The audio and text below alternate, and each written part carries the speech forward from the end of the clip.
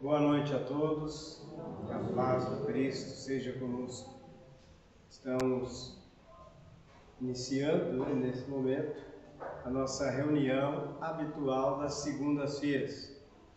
Reunião que tem por objetivo estudar a doutrina espírita, estudar o Evangelho de Jesus e também, para a gente que já se acostumou a vir aqui, é um momento em que a gente refaz as nossas energias, a gente tranquiliza um pouco o coração, a mente, para voltar depois para os nossos afazeres, as nossas lutas. Eu vou estender meu boa noite também aos nossos irmãos que vão posteriormente assistir a reunião de hoje, igualmente eles, onde estiverem, e sejam envolvidos pelas bênçãos de Jesus Cristo. Hoje, o tema a ser tratado, já está projetado ali, bem-aventurados os brandos e pacíficos, pois herdarão a terra. É uma lição do Evangelho, está nas bem-aventuranças que Jesus proferiu. E quem vai tratar esse assunto para a gente é o companheiro Márcio Lima, a quem desejamos inspiração, como sempre tem sido inspirado, para ele nos transmitir com clareza para todos nós e que a gente esteja em condições de assimilar esses conhecimentos e depois colocar em prática, viver esses ensinos. Então, nós agradecemos desde já a presença do Márcio e esse esforço dele em repartir conosco os frutos dos estudos que ele tem feito. Como sempre nós fazemos, nós vamos fazer a prece de abertura para iniciar. Então, logo a prece tenha terminado, o Márcio já estará com a palavra. E antes da prece, desejamos boas-vindas àqueles que estiverem vindo pela primeira vez em nossa casa. Sejam bem-vindos, a gente espera que goste e passe-se a fazer parte dessa família espiritual. Então vamos juntos mentalizar Jesus Cristo, pedindo a Ele a proteção para as nossas vidas, pedindo a Ele um amparo para este encontro que estamos iniciando, para que tudo transcorra no clima de paz, de harmonia, clima favorável ao aprendizado espiritual.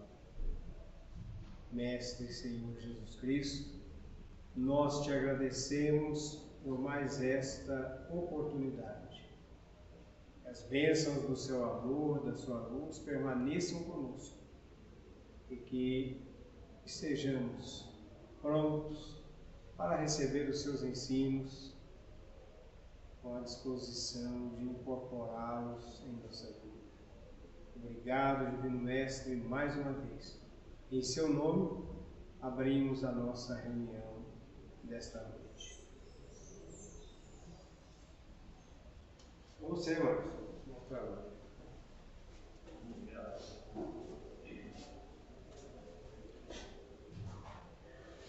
Boa noite, meus irmãos, minhas irmãs.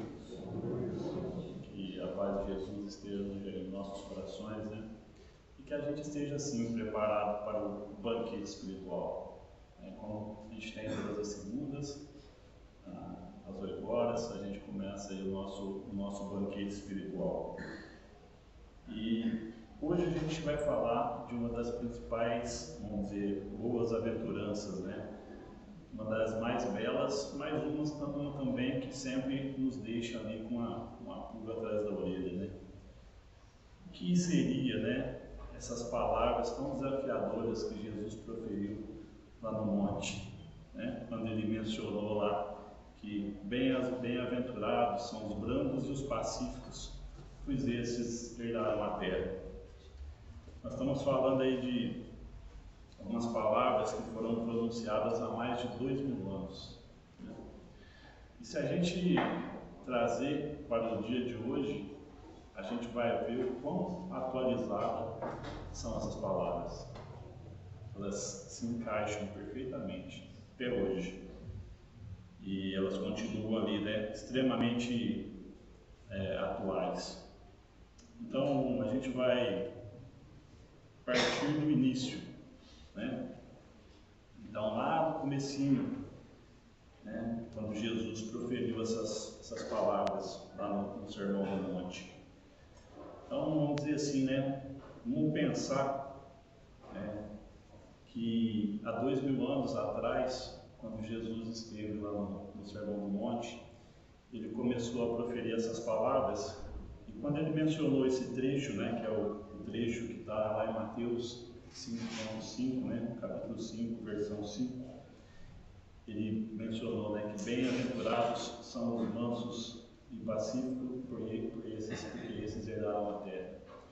Naquela época, o que prevalecia naquela época era a violência, né? O que prevalecia naquela época era a mensagem, né, a lei de talhão, que era olho por olho, dente por dente. E Jesus, lá no alto do monte, vai né, e diz essas palavras. Aquele mundo, a violência ela era natural, né? Tudo que se fazia era através da violência. As conquistas eram através da violência, era através do uso da espada, do uso da força, né? Tudo que se conquistava naquele tempo era dessa forma. O Império Romano conquistava tudo através da violência.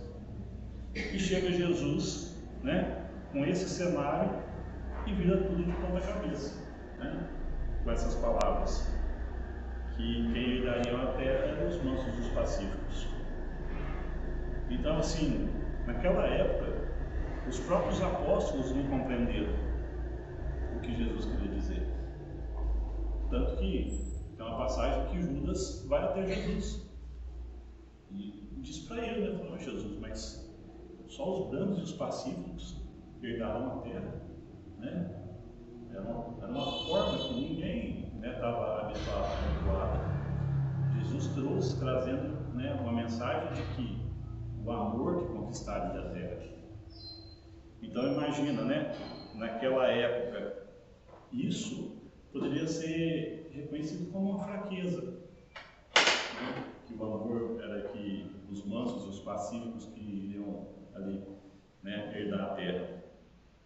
Só que é um detalhe, quando Jesus menciona o herdar a terra, ele não estava falando da posse material da terra. Ele estava falando da posse, né, moral, da posse do interior de cada um. E isso, né, naquela época foi muito difícil, as pessoas não conseguiam assimilar isso, né, tamanha a violência que se existia, né. Se hoje a gente já não consegue compreender, né, que nós estamos um pouquinho melhor, né, só um pouquinho, não é muito não, né, nós estamos um pouquinho melhor, nós já não conseguimos compreender, imagina para aquela época, né. Então, essa transformação, né, dos mansos e pacíficos, essa transformação ela começa dentro da gente. Nós começamos a fazer essa transformação dentro de nós, né? Mas aí a gente olha e fala, puxa, mas o que é ser brando e pacífico, né? Até a gente não consegue compreender. Seria o brando uma pessoa submissa? Uma pessoa que aceita tudo de forma calada, né? De forma ali a aceitar tudo aquilo que existe ao seu redor? Mas essa é o maior equívoco que a gente tem quando a gente pensa em brandura, porque essa confundir a brandura com passividade, com inércia, ela foge muito daquilo que brandura representa. Os próprios discípulos, como eu mencionei, tiveram dificuldade de entender, né, de compreender essa proposta de Jesus, porque a verdadeira força da brandura não é a fraqueza, né? É um texto do Raul Teixeira que ele menciona o seguinte, né, que a criatura verdadeiramente branda é aquela que conquistou o autocontrole de si. Aquela que aprendeu a controlar suas emoções, né? Que aprendeu vamos dizer assim, a agir ali corretamente com as suas convicções morais, né? Porque ela, de forma alguma, ela faz algo, né, por medo ou por imposição de outro, né? Ela sempre faz, por quê? Porque ela, de fato, ela entendeu, ela atingiu o seu nível de equilíbrio, né? Então, o manso não é aquele que foge ali do conflito, né? É o que governa a si mesmo antes de querer governar os outros. Primeiro eu preciso aprender a controlar minhas emoções, né? A ser brando comigo mesmo. A gente às vezes a gente fala da violência, né? Naquela época lá tinha essa violência de talhão, aquela violência através da conquista pela espada, do uso da força. E quando a gente pensa de violência, a gente sempre remete à violência nesses sentidos, né? Do assalto, do assassinato, né? Mas a violência, ela começa primeiro, gente, conosco, através do que? Do amor próprio. Se eu não me amar, se eu não conhecer a mim, né? Se eu não controlar as minhas vaidades, né? Tudo aquilo que eu faço contra mim mesmo, os vícios, né? O uso das drogas, né? Da maledicência, tudo isso eu estou fazendo contra quem? Estou fazendo uma violência contra mim.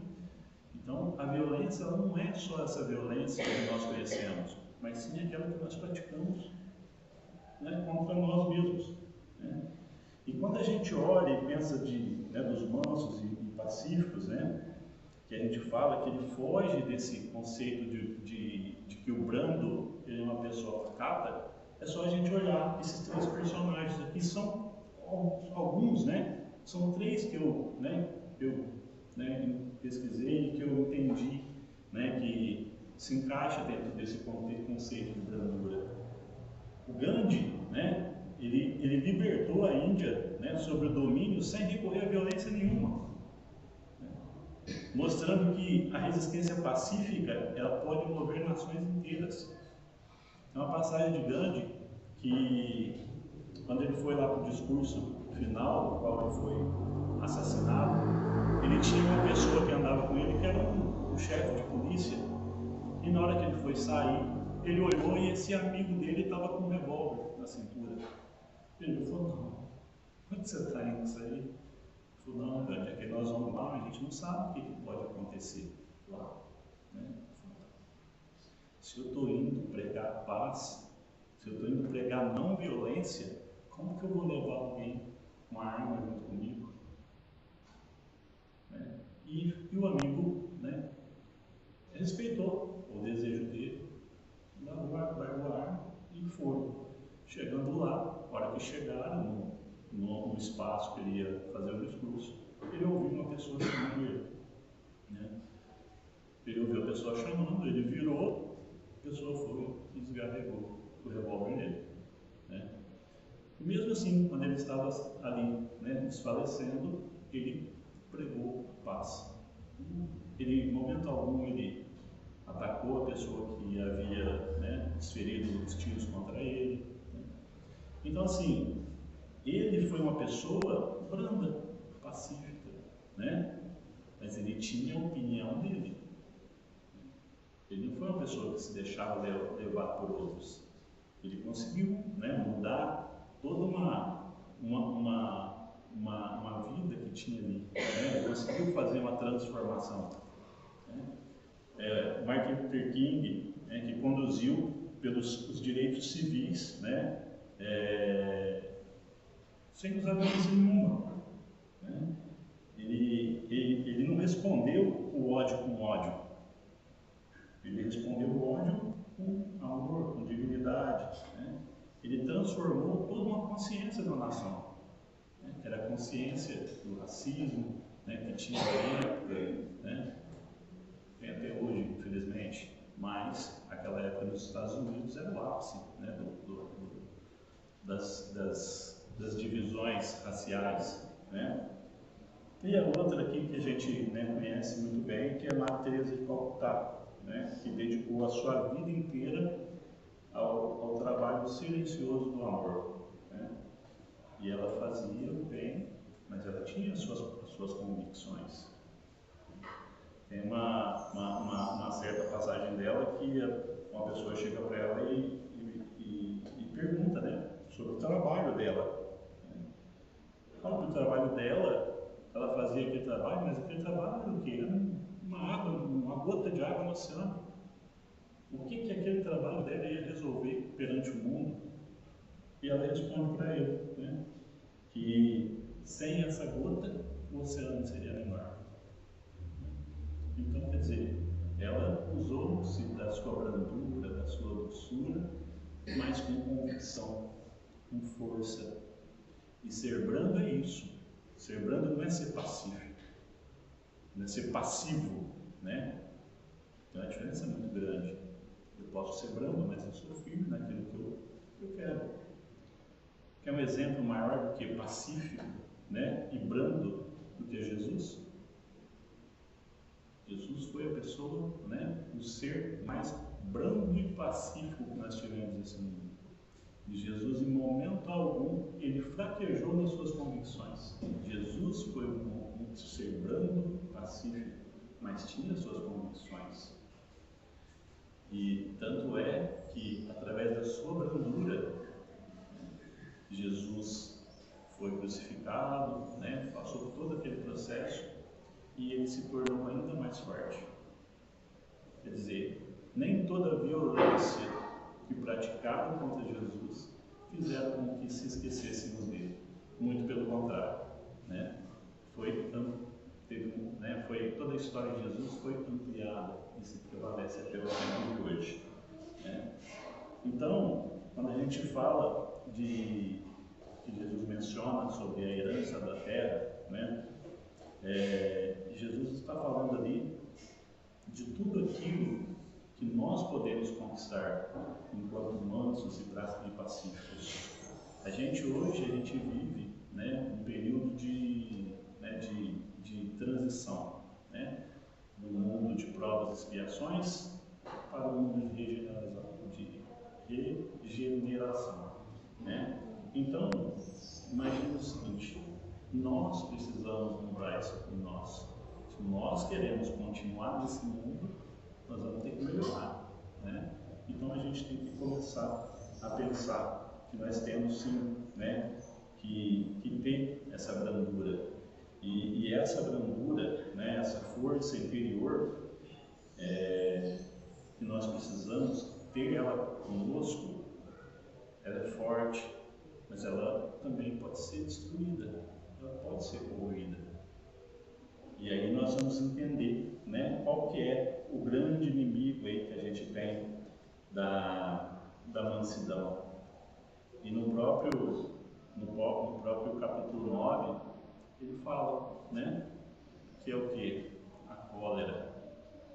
A cólera, ela é a ruína da nossa mansidão.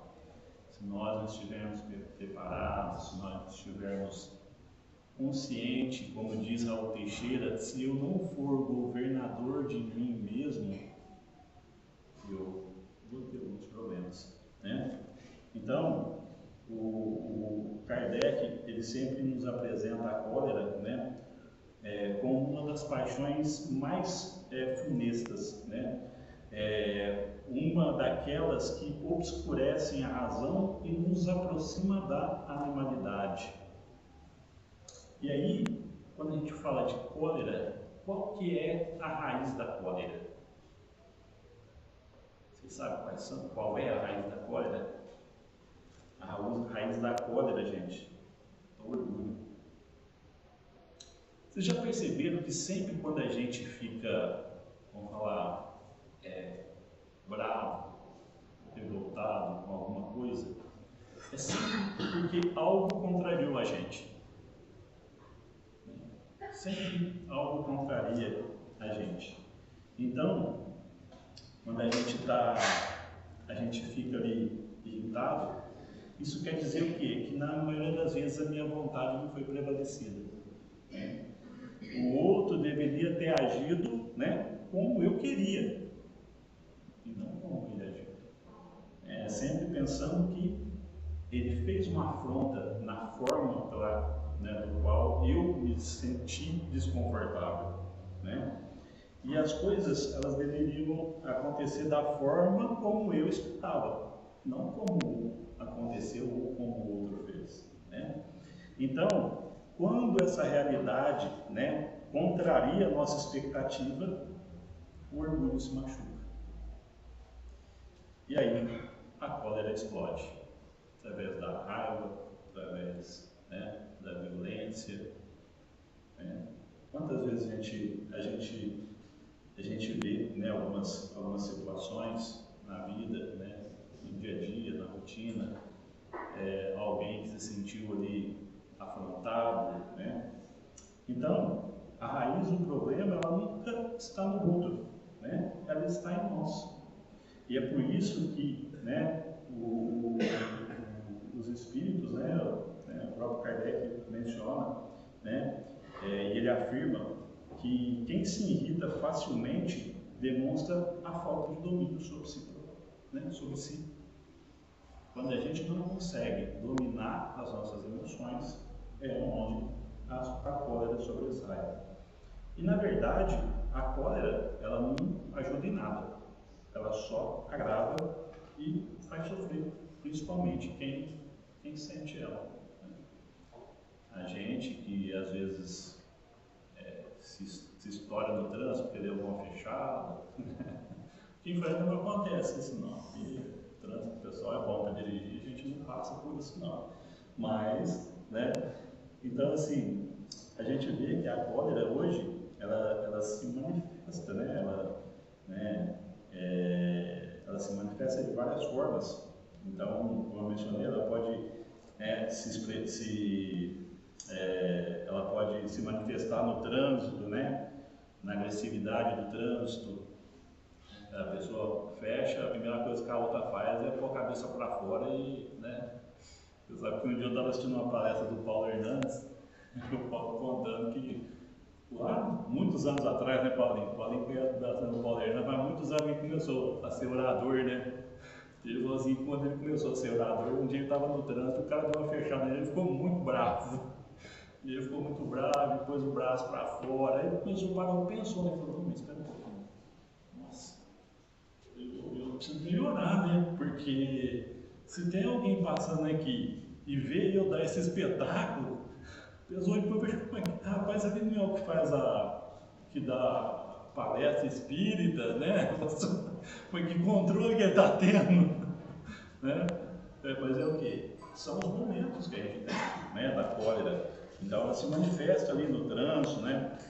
Ela se manifesta dentro de casa, né? Às vezes uma discussão, né, que a gente tem com alguém, né, com algum familiar.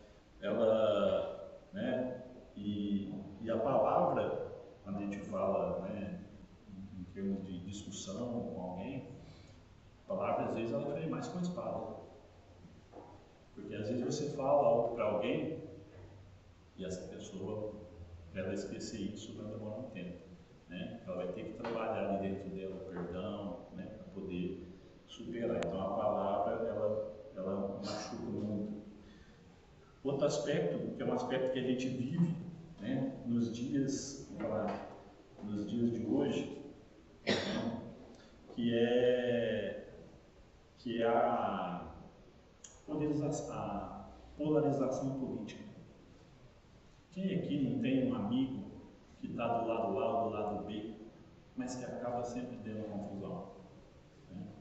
A gente acaba, né, sempre, ela acaba ali, né, reverberando ali, principalmente quando a gente fala de redes sociais, né, um atacando o outro. Eu tenho um grupo de amigos e nós somos amigos há mais de 40 anos. E agora, semana passada, um amigo nosso foi lá e pôs alguma coisa sobre determinado candidato, o outro já veio em cima e já virou uma confusão danada no grupo. Aí eu fui lá, chamei um amigo meu e falei, cara, não adianta, né? Ele tem as convicções dele, nós temos que respeitar. Agora, não adianta você ir lá no grupo e afrontar ele, por quê? Porque vira uma discussão ali que não vai levar para lugar nenhum. Vai levar, sim, para o final da amizade, né, para a dificuldade. Então, é a cólera, é a gotinha ali, para que depois de um determinado assunto a pessoa, né, tem outro aspecto que a gente fala, né, que é do lixamento digital, né, o cancelamento público. Isso tem há muito tempo. Não sei se vocês vão lembrar, um caso, teve um caso de uma escola em São Paulo que foi acusada lá, os donos de violentar, né, as crianças, né? Faz tempo, já há muito tempo isso. E na época, os donos da escola, nossa, foram julgados assim, né? Porque quem julgou não foram os juízes, não foi a opinião pública, né? Isso é um jornal, tudo, e acabaram, a vida das pessoas acabaram. Passados muitos anos, eles foram julgados inocentes. Foram julgados, não tinha. As acusações que foram feitas, né, contra eles, não tinha prova nenhuma, não tinha fundamento nenhum. E aí, o dono da escola e a mulher dele, que eram dois, né, senhores, tiveram a vida, acabaram com a vida deles. Né? Então, a gente vive isso, né, essa violência. Então, a violência, né, ela não é causada, né, pelo corpo nem pelas circunstâncias, né? Todas as virtudes e todos os vícios são inerentes ao espírito. Por isso que cabe a cada um de nós a responsabilidade pela própria transformação moral. Ninguém pode reformar o nosso caráter por nós. Mas há uma boa notícia, que o caráter ele pode ser reformado. Kardec nos ensina que a vontade ela é a chave, né? Quem deseja sinceramente se transformar, com esforço, oração, perseverança, né? Que a gente consegue vencer a cólera. É uma vitória do espírito sobre a matéria. É a mais bela das conquistas. E é isso que nós precisamos fazer, né? Nós precisamos começar a controlar a cólera que está em nós. Mas como que eu faço isso, Márcio? É difícil, né? Tem hora. Né? Nós somos seres imperfeitos, mas nós estamos aqui para evoluir e para aprender. E Kardec, né, lá dentro do próprio, do capítulo 9, tem lá o antídoto para a nossa cólera. O antídoto para a nossa cólera, ele está ali. Por exemplo, a afabilidade, né? Que é a qualidade de quem trata o próximo com delicadeza, com respeito. Essa é a fala para as pessoas. Né?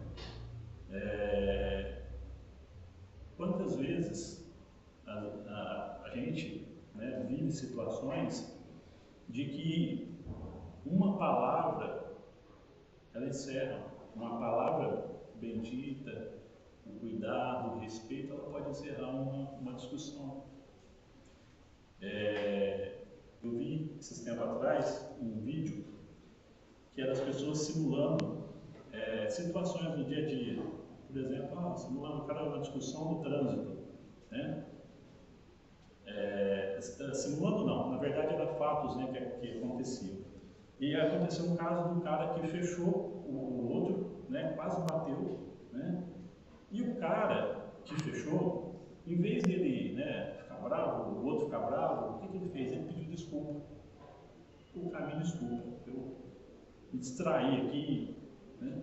O outro que tinha ficado bravo ali com a situação, olhou para ele e falou, não, tá bom, tá tudo certo. Né? Quer dizer, aquela ação dele, né, de preocupação ali com o próximo, de respeito, né, de cuidado, ela ali se encerrou ali numa coisa que poderia virar algo mais sério, né, mais grave. Então é o que? É a questão da gente ter ali com o próximo a delicadeza, né, o respeito. Né? E às vezes, mesmo quando a gente discorda, como eu estava mencionando, né, no caso, quando tem essas discussões, né, mesmo quando a gente discorda, que a gente seja ali um pouco mais cortês com o próximo, respeita um pouco mais o próximo, né? Ser um pouco mais afável com ele, ter um pouco mais de respeito ali, mesmo se a gente não concordar. Eu posso não concordar, mas eu respeito, né? E vou tratar dessa forma. A doçura, né? Que é a suavidade no trato, que desarma ali a agressividade alheia, né? Tem um provérbio, né? Que ele fala o seguinte, que a resposta branda desvia o furor e a palavra dura ela suscita a ira. Então, a doçura ela é o antídoto da cura. Ela é a palavra mansa que desarma, né? Em contrapartida a palavra áspera que vai ali despertar, né? O confronto, despertar a ira, despertar a raiva, né?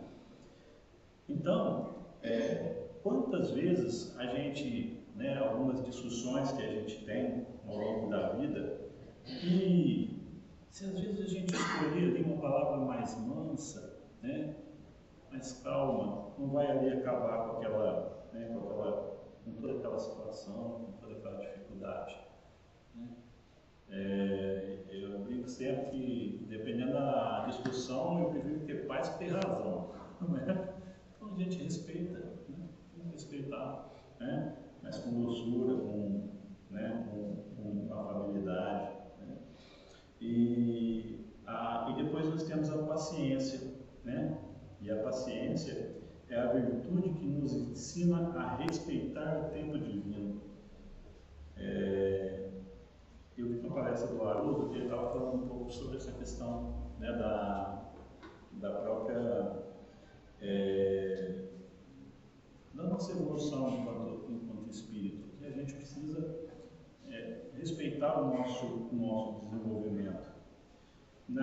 Quando a gente fala da violência, a violência às vezes ela é empregada de forma brusca, porque ela é uma forma que as pessoas entendem que vai resolver a situação de imediato. A pessoa tem uma situação para resolver com alguém, ela vai ali de forma violenta, né, briga, infelizmente às vezes assassina a pessoa, né, tudo pensando numa forma de resolver aquilo de forma imediata, né? Enquanto que a paciência não, a paciência ela vai se desenvolver com o tempo, né? A gente vai resolver com o tempo, né? Então, ele diz, né, que Deus trabalha através do tempo, da paciência, e não com a violência. Então, que a gente possa usar essa paciência, aprender, praticar a paciência. Nos tempos que nós vivemos hoje, né, é cada vez mais, vamos falar assim, é uma tarefa árdua, difícil, mas que nós precisamos desenvolver, precisamos aprender, né? A gente, quando a gente fala de ser, né, por que a gente tem que ser paciente, né? A gente tem que ser paciente em todos os aspectos, né? Paciente com os filhos, né, que estão ali aprendendo a viver. Nós temos que ser paciente com os idosos. A gente às vezes, principalmente com o idoso, a gente tem uma certa dificuldade com o idoso, porque o idoso ele tem o tempo dele, né? Ele tem o mundo dele, ele tem a forma que ele foi criado, a forma que ele viveu a vida toda. A gente, depois de uma certa idade, eu falo que a gente vira pai dos nossos pais, né? Os pais viram nossos filhos. E aí, a gente quer que os nossos pais tenham algumas atitudes que nós teríamos. Eles não vão ter, gente, né? E a gente tem que aprender a respeitar isso, né? A ter a paciência com ele. Por quê? Porque ele teve toda uma vida, ele vive toda uma vida, né? E às vezes a gente atropela, a gente acha que não, acha que ele está errado, acha que tem que ser da forma que a gente quer. Então, que a gente possa praticar um pouco essa paciência, né, com os pais, né, paciente com as pessoas difíceis, né, porque as pessoas difíceis que estão à nossa volta, elas são boas para nós, às vezes, para testar, né, o nosso desenvolvimento, testar a nossa compreensão, a nossa paz, né. Então, às vezes a gente tem que agradecer aquela pessoa. Nossa, essa pessoa me perturba tanto. Agradeça, porque ela está fazendo você evoluir. Ou não. Né? Mas a gente tem sempre que olhar por essa perspectiva, né? De que eu posso sim usar, né, dessa pessoa difícil do meu lado para que eu possa evoluir, para que eu possa melhorar, né? Mas a vida também, né, como eu estava mencionando, ela tem ali as nossas provas, né? As nossas provas, os sofrimentos, né? E aí, né, a espiritualidade traz para a gente também duas virtudes que faz com que a gente possa lidar com essas situações, que são a aceitação ativa do espírito, que é o quê? A obediência inteligente e a resignação, né? Quando a gente fala de obediência, o Evangelho fala de obediência, ele não fala de subserviência cega, né? Por quê? Nós não temos uma fé raciocinada. Então, a gente sempre vai ter a razão, né? Não é obediência cega por medo, né? Mas sim por uma aceitação inteligente, né? Inteligente das leis de Deus e das circunstâncias da vida. A disposição de ouvir, de aprender, né? De reconhecer que existe uma sabedoria maior ao nosso redor. Obedecer no sentido, né, do Evangelho é colocar a razão a serviço do bem, é compreendendo as leis divinas, mesmo aquelas que nos contrariam, né, que visam ali o nosso progresso. E a resignação é o quê? É a aceitação das provas sem revolta. Às vezes a gente tem uma doença, a gente tem um problema, é muito melhor você aceitar uma resignação, né, do que você ficar ali, né, reclamando e, né, por que isso aconteceu comigo, por que eu tenho isso, né? Então, a resignação, ela não é passividade, né, não é cruzar os braços, ela é uma escolha ativa, consciente, é a decisão de deixar, né, de não se deixar vencer pela amargura, né, é de transformar o próprio interior diante da dificuldade. A revolta, ela agrava a dor. Quem se rebela contra a aprovação sofre duas vezes. Primeiro, a gente sofre pela dor, né, que se alimenta ali pela revolta, né? É pela dor em si e pela revolta que nos alimenta, né? Quando a gente se revolta, a gente sofre duas vezes. Eu estou sofrendo porque eu estou com uma dificuldade, eu estou com uma dor, e também sofro pela revolta. Então tem duas situações ali que eu, né, acabo sofrendo. Então a resignação, ao contrário, ela não elimina ali o sofrimento, mas ela torna mais suportável, né? Quando eu compreendo que às vezes aquela dor, ela é para o meu bem, ela é para a minha transformação, né? Eu consigo passar por isso de forma mais equilibrada, né? Quem se resigna com fé transforma a dor em aprendizado, a perda em oportunidade de crescimento, a prova em degrau de evolução.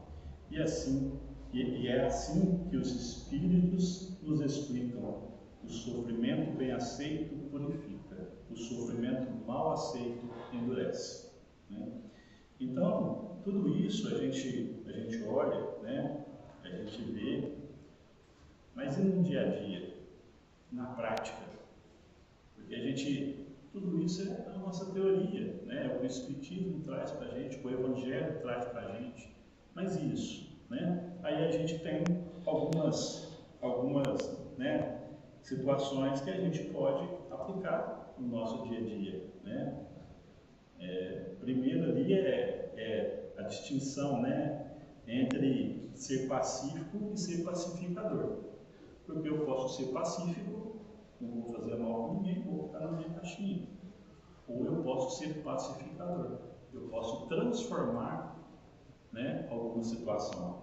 Então, o ser pacífico é aquele que vive em paz. Ele não perturba ninguém, ele não agride ninguém. Mas o ser pacificador é agir ativamente para promover a paz. Então é o quê? Desculpar, é servir, é compreender o próximo, né? Em qualquer situação, a gente ser ponte, né, para os conflitos.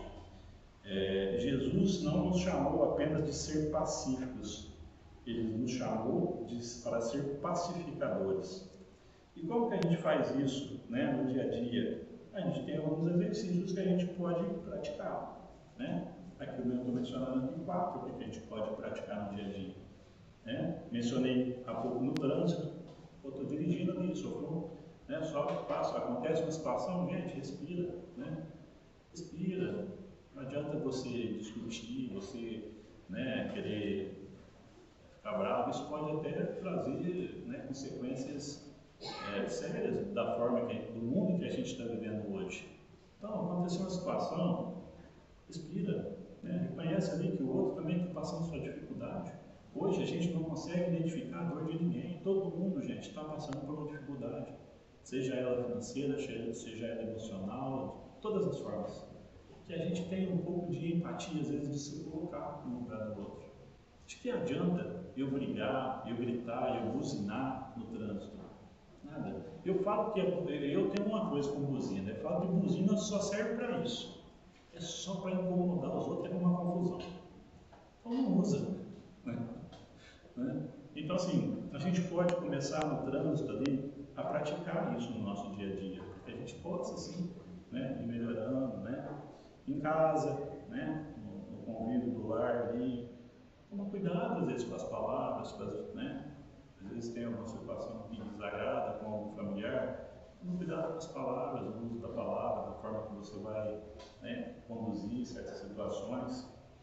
As redes sociais, essa eu falo que é uma das piores, porque a maioria das pessoas tem na cabeça que a rede social é terra de ninguém. Né? E às vezes as pessoas, né, fazem as coisas, comentam, né? Então, gente, tem determinados assuntos em rede social que é melhor nem participar, né? Ver lá, né? A internet, eu acho assim que a gente tem que usar ela para o bem, né? Para o bem. Então, tem alguns assuntos que você vê, passa para frente, nem olha, né? Não adianta a gente ficar ali querendo discutir política, querendo discutir algumas situações, e a gente trata muito essa situação agora da política porque é algo que vem de algum tempo, né? Desde as últimas, né? Então, a gente acaba fazendo mal para a gente. Quantas famílias, né, não tem problema com algumas situações? Por quê? Porque às vezes não respeitar a opinião do outro, não respeitar o interesse do outro. Então, que a gente possa usar isso e praticar isso no nosso dia a dia, né? De ser um pouco mais compreensível, de às vezes não usar a palavra que a gente às vezes, né, que vem no calor da emoção, né? Então, no trabalho, praticar a paciência, né? Principalmente hoje, todo mundo vive no trabalho ali momentos ali de pressão, né? De dificuldade. Que a gente possa começar a praticar esse autocontrole, né, no ambiente ali profissional, né, que é sinal também de uma maturidade, né? E caminhando ali pro final, né, a gente tem que Jesus é o nosso modelo de mansuetude. A gente está muito, né, às vezes é muito longe, muito distante para nós falarmos da mansuetude de Jesus. Mas Ele é o nosso modelo, o nosso guia. E é Ele que nós temos que usar de exemplo, né? Então, Jesus, Ele não apenas nos ensinou a mansidão, né? Mas Ele viveu ela assim de forma absoluta. Né? No momento mais difícil de Jesus, né, na crucificação, Jesus olha e vira, né, para Deus e fala: Pai, eles não sabem né, está na mansuetude de Jesus, né? Em momento algum Jesus, né, proferiu vingança, injúrias, enfim, né? E pelo contrário, ele pediu para que Deus nos perdoasse, né?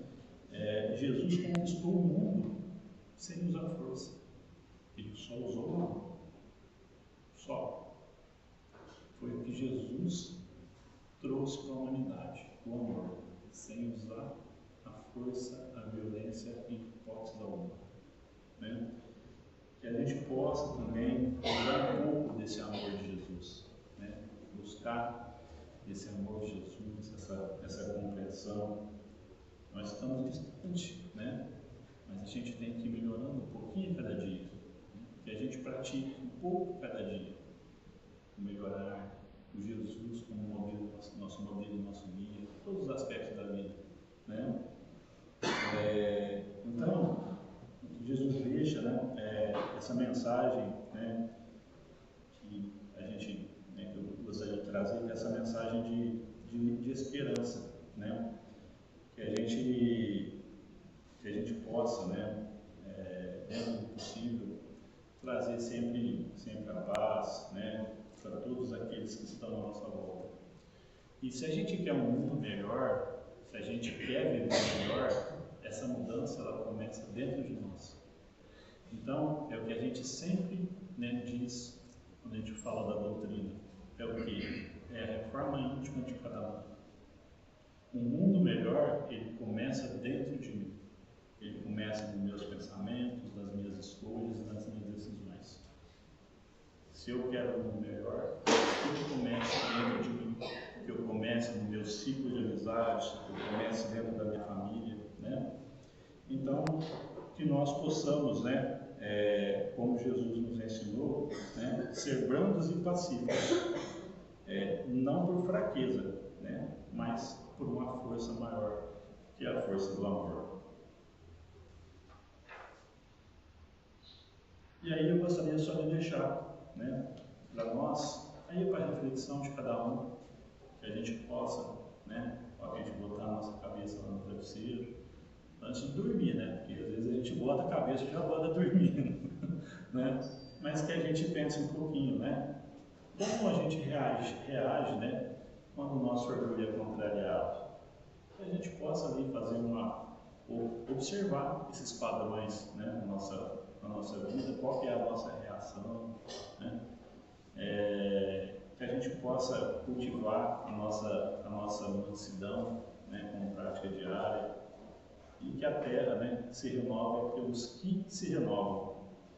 Se a gente quer viver num mundo de expiação, de regeneração, que a gente possa fazer jus a participar desse mundo. É isso, pessoal.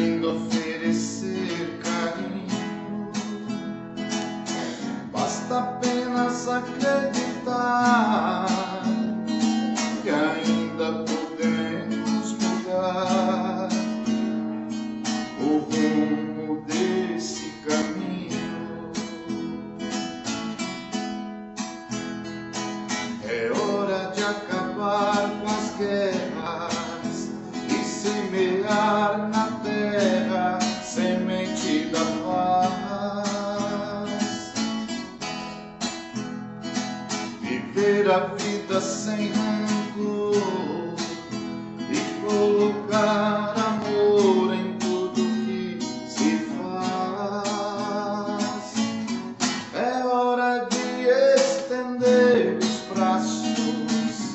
a